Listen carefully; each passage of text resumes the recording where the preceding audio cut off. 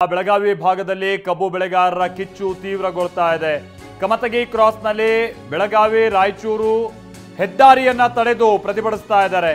ಹೆದ್ದಾರಿಯನ್ನ ತಡೆದಿರುವಂತ ಕಾರಣಕ್ಕಾಗಿ ಸಹಜವಾಗಿ ಬಸ್ಗಳು, ಲಾರಿಗಳು, ಬಹಳಷ್ಟು ವೆಹಿಕಲ್ಗಳು, ಬೈಕ್ಗಳನ್ನು ಕೂಡ ಬಿಡ್ತಾ ಇಲ್ಲ ಅನ್ನದಾತರು. ಬೆಂಗಳೂರಿನಿಂದ ಬಾಗಲಕೋಟೆಗೆ ಹೊರಟಿದ್ದಂತ ಸವಾರರು ಪರದಾಡ್ತಿದ್ದಾರೆ. ರಸ್ತೆಗೆ ಬೇಲಿ ಹಾಕಿ ವಾಹನಗಳನ್ನ ತಡೆದಿದ್ದಾರೆ ಪ್ರತಿಭಟನಾಕಾರರು. ಬೆಳಗ್ಗೆ 6 ಗಂಟೆಯಿಂದ ನಿಂತಲ್ಲೇ ನಿಂತಿವೆ ನೂರಾರು ವಾಹನಗಳು ಅನ್ನೋದು ಗೊತ್ತಾಗ್ತಾ ಇದೆ.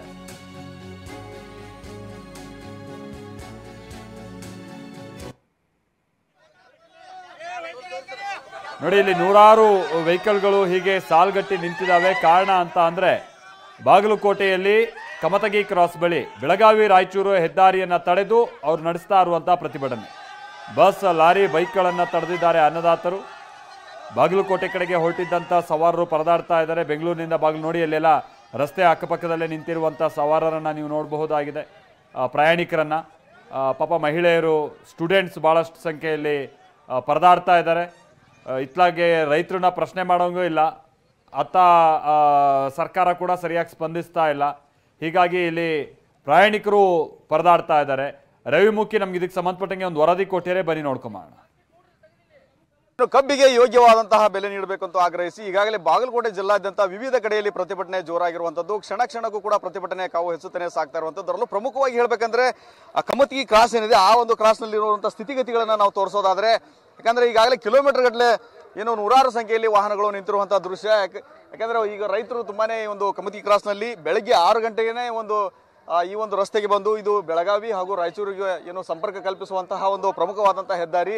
ಈ ಹೆದ್ದಾರಿಯನ್ನ ತಡೆ ಮಾಡಿರೋದ್ರಿಂದ ಸಹಜವಾಗಿ ಈ ಹೆದ್ದಾರಿಯಲ್ಲಿ ಸಾವಿರಾರು ವಾಹನಗಳು ಓಡಾಡ್ತವೆ. ಅದರಲ್ಲೂ ಕೂಡ ಬೆಳಗಿನ ಸಂದರ್ಭದಲ್ಲಿ ಬೆಂಗಳೂರಿನ ಬಸ್ಗಳು ಅಂದ್ರೆ ಖಾಸಗಿ ಬಸ್ಗಳಾಗಿರ್ಬೋದು, KSRTC ಬಸ್ಗಳು ಸಾಕಷ್ಟು ಸಂಖ್ಯೆಯಲ್ಲಿ ಇಲ್ಲಿ ಪ್ರಯಾಣ ಮಾಡ್ತವೆ. ಆದರೆ ಏನು ರಸ್ತೆಯನ್ನ ತಡೆ ಮಾಡಿದ್ರಿಂದ ಇಲ್ಲಿ ದೃಶ್ಯದಲ್ಲಿ ನಾವು ತೋರಿಸ್ತಾ ಇದೀವಿ.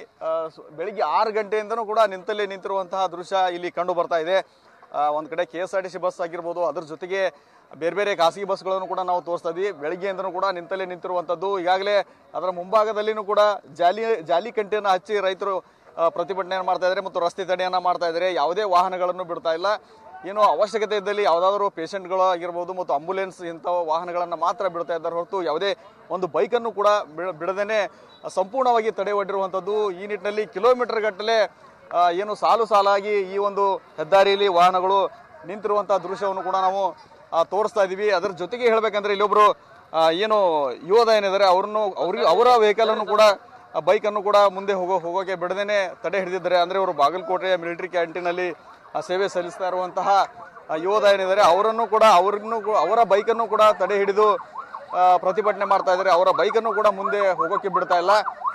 ಇನ್ನೊಂದು ದೃಶ್ಯ ನಾವು ತೋರಿಸ್ತಾ ಇದೀವಿ. ಆಂಬುಲೆನ್ಸ್ ಏನು ಬರ್ತಾ ಇದೆ, ಆ ಆಂಬುಲೆನ್ಸ್ ನಲ್ಲಿ ಈಗಾಗಲೇ ರೋಗಿಗಳು ಇರುವಂತದ್ದು. ಅವರಿಗೆ ಯಾವುದೇ ರೀತಿ ತೊಂದರೆ ಆಗಬಾರ್ದು ಅಂತ ಹೇಳ್ಕೊಂಡು ಆಂಬುಲೆನ್ಸ್ಗೆ ದಾರಿ ಮಾಡಿಕೊಡ್ತಾ ಇರುವಂತಹ ಚಿತ್ರಣವನ್ನು ಕೂಡ ನಾವಿಲ್ಲಿ ತೋರಿಸ್ತಾ ಇದೀವಿ. ಇಲ್ಲಿ ನೋಡ್ತಾ ಇರ್ಬೋದು, ಯಾವುದೇ ಕಾರಣಕ್ಕೂ ರೋಗಿಗಳಿಗೆ ಏನು ತೊಂದರೆ ಆಗಬಾರ್ದು ಅನ್ನೋ ನಿಟ್ಟಿನಲ್ಲಿ ಅದನ್ನ ಒಂದು ಸೌಜನ್ಯ ಪರವಾಗಿ ಮತ್ತು ಮಾನವೀಯತೆ ದೃಷ್ಟಿಯಿಂದ ಆಂಬುಲೆನ್ಸ್ ಬಿಡುವಂತಾಗಿರ್ಬೋದು ಮತ್ತು ಬೇರೆ ಬೇರೆ ಪೇಷಂಟ್ ಇದ್ದಂಥ ಕಾರ್ಗಳನ್ನು ಬಿಡುವಂಥದ್ದನ್ನು ಮಾತ್ರ ಏನು ರೈತರು ಮಾಡ್ತಾ ಇದ್ದಾರೆ. ಒಟ್ಟಿನಲ್ಲಿ ಹೇಳೋದಾದ್ರೆ ನಿರಂತರವಾಗಿ ಪ್ರತಿಭಟನೆ ಕಾವು ಕ್ಷಣ ಕ್ಷಣಕ್ಕೂ ಹೆಚ್ಚುತ್ತಾನೆ ಹೋಗ್ತಾ ಇರುವಂತದ್ದು. ಯಾವುದೇ ವಾಹನಗಳನ್ನ ಬಿಡದೇನೆ ತಡೆ ಹಿಡಿಯುವಂತ ಪ್ರಯತ್ನ ಮಾಡ್ತಾ ಇದ್ದಾರೆ.